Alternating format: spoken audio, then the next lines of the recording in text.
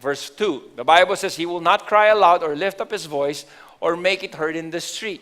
This is a humble servant. He will serve with humility. Humility means, that he does not draw attention to himself. Imagine, he was born in a manger. Imagine he did not come into wearing royal clothes. He did not announce over Twitter or Instagram that he was coming. There was no press conference of that sort to announce that the King of all kings has come. With humility, he does not cry aloud or lift up his voice or make himself heard in the streets. In fact, he would always glorify the Father. John 12:27 says, he said, my soul has been troubled. What shall I say? Father, save me from this hour. But for this purpose I came. He says, now Father, glorify yourself. And so he always came so that he always would live his life to glorify the Father.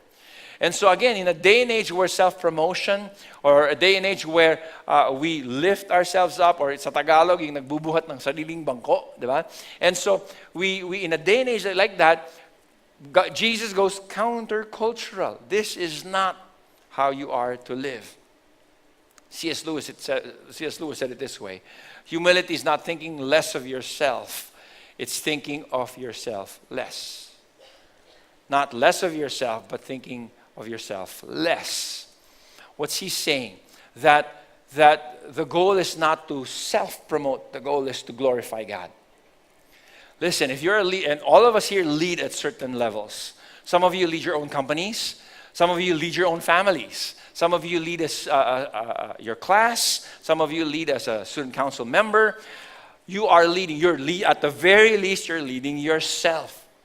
And so as you lead, let me encourage you.